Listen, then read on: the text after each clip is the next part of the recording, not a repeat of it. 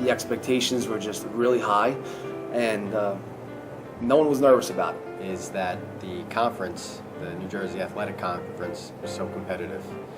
Keene was top-notch. Rowan had a top-notch team that year. Is the toughness of every game.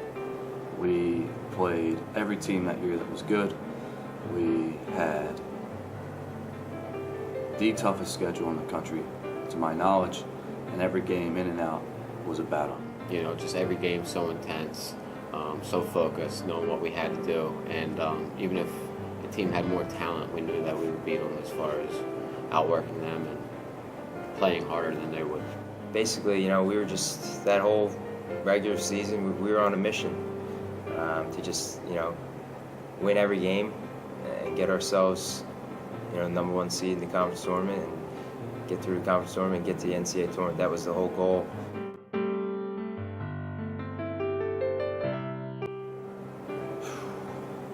It's a great question. That's a good question. Surprise. That's a tough question, John. Man. The biggest surprise was scoring 88 goals that season. I guess how quickly we meshed, how quickly we came together in preseason. We did have some young guys that played integral roles that year. Brett Steinberg in goal as a freshman, Mike Muckley, freshman defender, Tommy Farron, one of the first guys off the bench, freshman, and Dave Mattis starting forward, freshman. I would actually say the biggest surprise was that we set our goals in the spring before that, and then we never changed our goals, and you know, we lived up to every single one that we set. So I wasn't really surprised with anything. I was pleasantly surprised, I think, with a lot of the freshmen and how well they were able to just make a contribution right away. And you know, I wasn't surprised, and we sat in, you know, this conference room, and it was the beginning of the season, and we had our goal to win a national championship. So it wasn't like we were shocked. We'd been to the Final Four 2 years before, so really, I wasn't surprised. I didn't have a whole lot of surprises with that team, I have to say. I mean, that season went down the way we thought it was going to go down.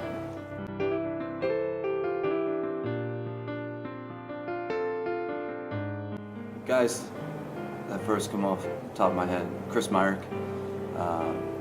It's a guy that played any position Coach Haynes asked him to. Nick Agaccio, who was a senior on the 2001 team, was a guy that every day of practice gave his all and definitely pushed everybody else on their team to be their best. Ralph Mayone, another guy who didn't get as many starts as some of the guys, but was very integral in pushing all of his teammates to become the best players possible. Rasheed Hawkins definitely was a player who could have easily been one of the top 2 or 3 players on the team, but just for some reason just never got the headlines like some other guys did, or you know, maybe didn't make the first teams or All-Americans or anything like that. But his play on the field was really second to none, and he was a great addition to the team, and he was the type of guy that just made everyone around him better. We had so many guys that were character guys, just unsung heroes.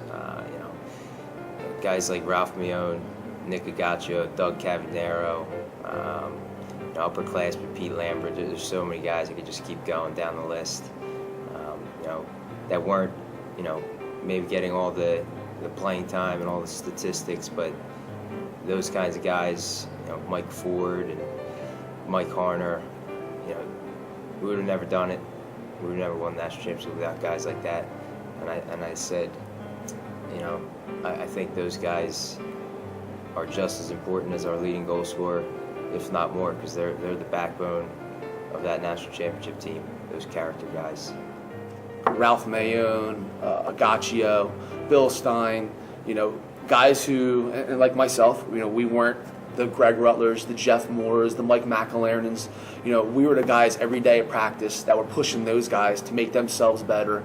You know, those guys weren't getting the headlines. We weren't getting the headlines, but you know, we were the guys behind the scene that, you know, that helped that team go too. I mean, it took everyone on that team, all 27 players. We had injuries throughout the year. We had people, red cards that couldn't play in games. obviously 40, Ralphie, Gygas and Bill Stein when Mattis was out for a couple games. Myrick, everybody stepped up when their name was called. Everybody was ready to go when they knew that, if there was a chance to get in the game, everybody was ready. They knew what they had to do if they had to step into the game. Unrecognized players were Ralph Mayone, Brett Steinberg, and Mike Muckley.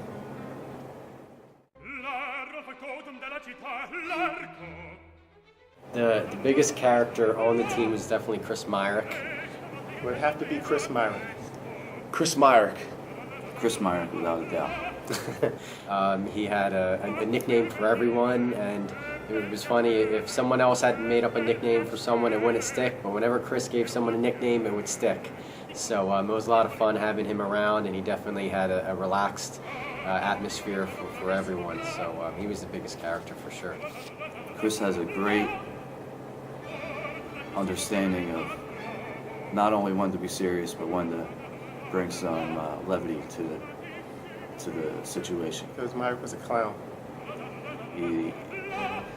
He's a character in every sense of the word. He makes everybody laugh. He makes everybody cry. He's the guy that's always joking around, It wasn't about we have a big game and he's in the locker room, definitely making fun of you, saying things about your family, to keep you loose, always pulling pranks on each other, To me, it was probably Chris. I think it would be a tie between Lambert and Myrick. You get those two together, and it was kind of a tag team. You never knew what you were going to get. Definitely beating Rowan at Rowan. There was a three-way tie for first place in the conference that year, and we'd only lost one game. Kane only lost one game. Rowan only lost one game. We ended up being a lower seed than Rowan, so we had to go to Rowan and play Rowan on the road, which is always tough. And we went up there and we beat them 2-0 on goals by Greg Rutler and Jason Kufta. The thing I remember most about the conference playoffs is the championship game against Jersey City, the quote-unquote fog game.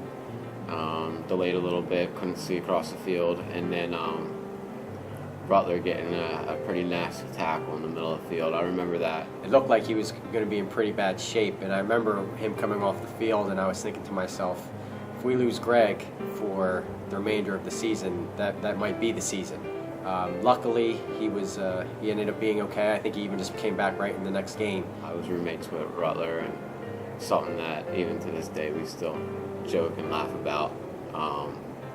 Kind of something that happened to him over 4 years because we're running his mouth, and he finally got it.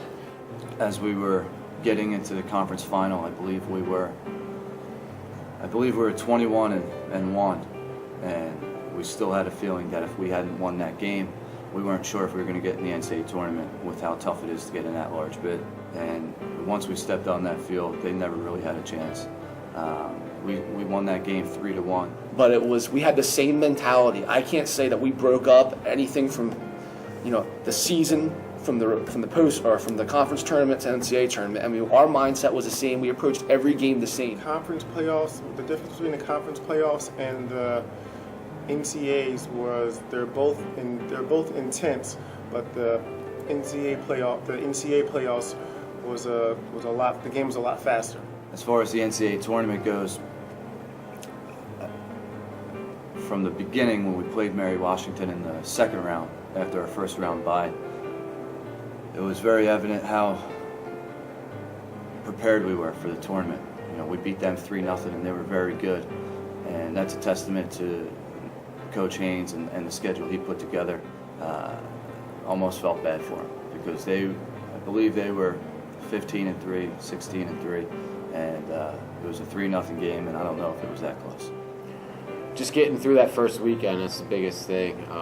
You win the first two games, and then, you're on a roll. I think it's a great honor for this team to be put in the Stockton Hall of Fame. Only team to ever win a national championship at Stockton, and I hope another team here does it someday. Soccer, volleyball, whatever. It'd be great. Just just to be a part of something like that was unbelievable, and I hope another team could do it, and I could be here to see it. There's no feeling like it in the world, and it's a great honor. And we had almost every single guy was here to be inducted, and it was great to see everybody 10 years later. Elated. It was great on the 10-year anniversary, and to be able to share a night like that with all my teammates was unbelievable. I'll never forget it, and it was well deserved by each guy, and it was great to see everybody. I'm proud of all of the inductees so far, and to have the 2001 team go in is a great accomplishment amongst many accomplishments that team has had. So it's icing on the cake to a lot of degrees. So it's a great feeling. For me, I never won a state championship when growing up. I never won any club state championships. Come close a few times, and for me to play my last competitive game of my career was an NCAA National Championship, and to actually win it was ridiculous for me. So I look back and yeah, it's great. Now I'm being inducted to Hall of Fame with a bunch of guys that I'm going to be friends with for the rest of my life. I'll never forget it. Absolutely. We don't see everybody every day, every year, but when we all get together, it still feels like we've seen them 2 days ago. That's a great thing about this team. Everybody just picks up where it left off, and the fact that we were able to get together, do the 01 induction, and kind of be set and stocked in history forever. It's a great feeling. I remember a lot of the activities surrounding the game. So a lot of those things really make it special. It's not just a regular weekend where you're going on the road and playing a couple games back to back. All the other things around it really is what makes it make you want to say to yourself, this is important, and this is something that we want to do. I remember in that Thanksgiving dinner, I actually sat next to the National Championship trophy, and the whole time at that dinner, I was saying to myself, I want that trophy at the end of this weekend, and that's what I remember most. It's such a happy time, and then at the same time, once it's over, it's over. It was nice that we were able to all be in one place at the hotel all weekend, spend Thanksgiving with each other as a team, bus ride home. It was a great weekend. I just remember, playing Ohio Wesleyan, and we weren't, thinking we were going to be just, walking through them, but they had 5 losses, and we had 1 loss, and they came out and they were good. They're a very good team, and they hit the post early in the game, and we were like, whoa. Coming off at halftime of the semifinal game, being tied 0-0, and actually for the first 45 minutes getting dominated a little bit, Coach Haynes pulled Jeff and myself aside, and Coach ultimately made the decision to change the formation, and it was an absolute right decision. And from the whistle to start the second half, we absolutely took it to them. We got to get moving here, and we battled and battled, and we were able to tie them and win in PKs. But as far as the team goes, it was the same thing. The camaraderie of the team, being together, and just going through that moment. That pins and needles the whole time. I was constantly anxious. You're nervous. Every little thing that happened, you're just, every little play, every little foul, everything mattered. Everything was heightened during the Final Four. You couldn't make any mistakes. You couldn't slip, as Haynes used to say. You can't slip. Things like that come to mind for that. Just everything mattered. Everything was on the line. The final was it was interesting. It was a team that was 22-1, and their only loss was to us early in the year, their first game of the year, and which made it a little bit tougher of a game. Very tough to beat a team the caliber of Redlands twice in 1 year. Going to the finals, it's just, it's hard to put into words. Getting ready for that night, and that game was so back and forth, and John Apley scoring, Greg Rutler, Mike Macklin coming up with gigantic goals, some of the biggest goals in this program's history. But again, everybody played a part in it, not just the guys that scored the goals. We needed everybody to win that championship. What I remember most about halftime, coming off of the national championship game, being up 2-1, was thinking that I've got 45 minutes left in my soccer career at Stockton, and I'm never going to get to put this jersey on again.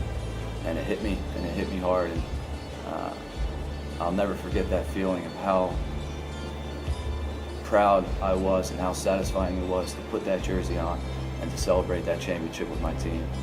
It was an unbelievable feeling, and I hope in the future, one day, another Stockton team can experience it. I remember most about the Final Four games was the championship game and cutting down the nets.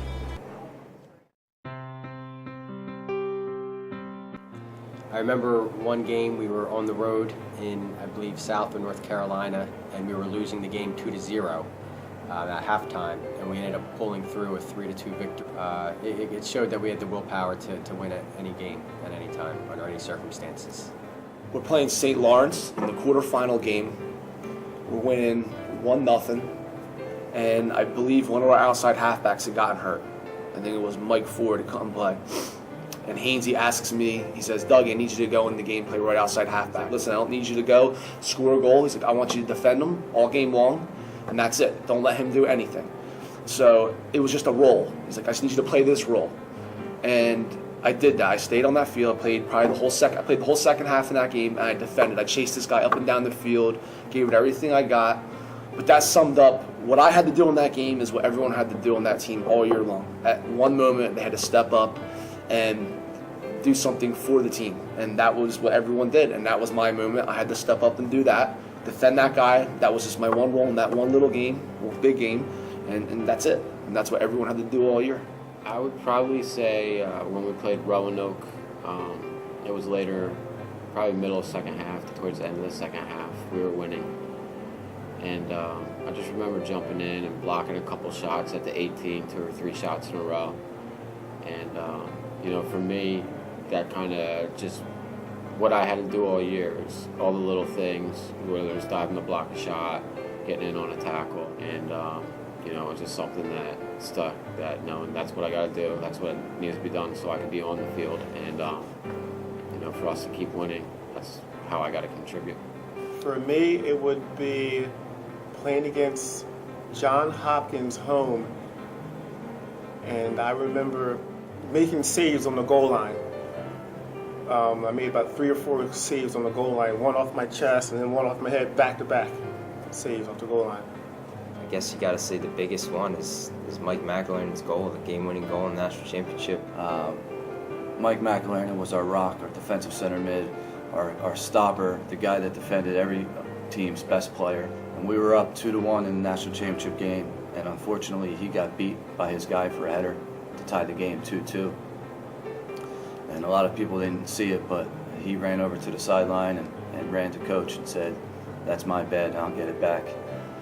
And he scored the game winner. And for a guy to give up a goal in the national championship game, own up to it right afterwards, and let his team know that he made a mistake and he's going to get it back, and for him to actually get the goal is unbelievable to me. I can't believe he did it.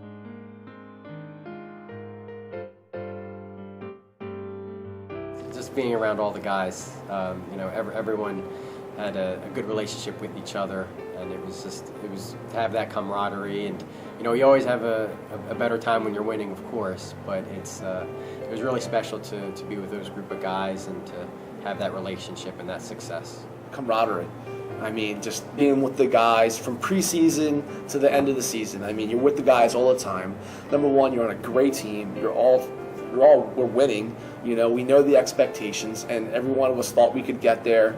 So the vibe around the team was just this very positive vibe. I mean, you're joking around, the practices. I mean, you're excited to be at practice every day. You can't wait for class to go, or you're practicing. Obviously the games were fun. I mean, the camaraderie with the guys is, what you're gonna miss. What I miss the most, absolutely.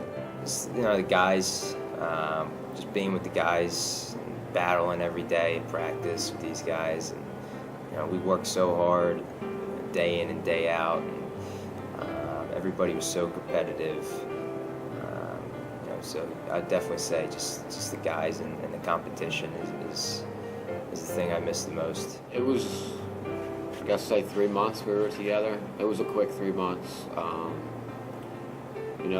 Ainsley always told us when you're in college, you'll never get these days back, and when you're done, you always want them back.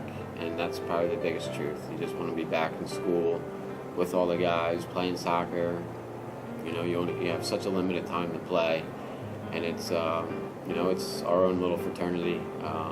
You know, everybody's friends. Everybody gets together. We go to weddings together. So, you know, just being a part of the team, and it blew up into the rest of your life. Everybody's a part of it. So that's probably the one thing that I take away from it, and probably miss the most, is that we can't hang out every day like we used to. You know, just working hard with a great bunch of guys, and all striving for the same goal. And that was winning the national championship.